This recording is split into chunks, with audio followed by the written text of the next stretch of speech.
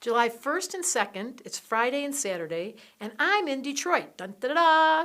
The sun is in Cancer and the moon's in Gemini. They're standing right next to each other. And what that suggests is the Cancer energy really just wants to make sure that we're all feeling.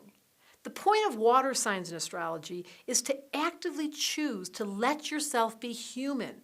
And the human condition makes us cry, and it makes us long, and it makes us jealous, and it makes us scared. There's a range of emotions that come with Cancer. And Moon and Gemini can speak to that. So they're great writers, they're great poets. You put this combination together, Gemini and Cancer, and you have someone that can actually articulate what we usually just leave unspoken.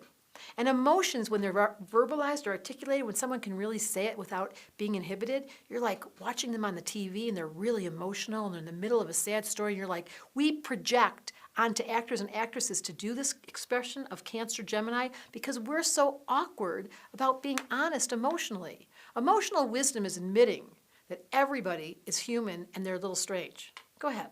Are you a little strange?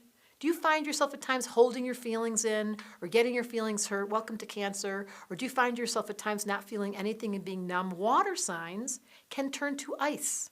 They can freeze and not want to say anything. And this combination says, I've got to talk. And they want to reach out to their friend and say, are we close? Are we getting along? And the cool thing in the sky is that Grand Cross, the big giant Grand Cross, has come back. Because the moon is now opposite Saturn, and as you know, Neptune's been opposite Jupiter all summer long, and so that energy's back again of being a little bit tense. And the sweetest thing is that Venus and the Sun have been cuddling together. So while the tension is here, it's time to talk about it. So if this weekend, think about someone in your world you wish you could really speak straight to. Either say, I love you so much, that's the Cancer, or I really feel like we need to get closer. It's the hardest thing in life. Every relationship is just longing to fall in love again. Remember when you first fell in love and how you couldn't wait to hear your lover tell the stories? And now you're like, I've heard that one already. This is the real challenge during a weekend like this, to let your emotional body find words as though it was the first time.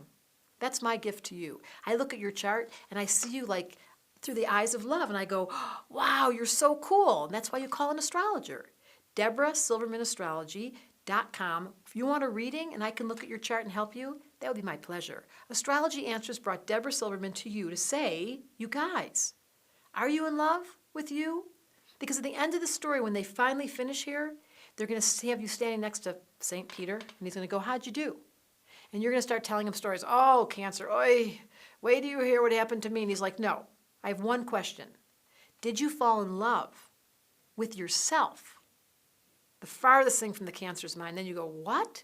And then St. Peter says, listen, if you didn't fall in love and he pushes you over the edge, try again. Because the exercise down here is to let the human condition and the emotional realm and the ups and the downs and the wavy Cancer energy to be acceptable no matter what the storyline is. And if you need some help, call me.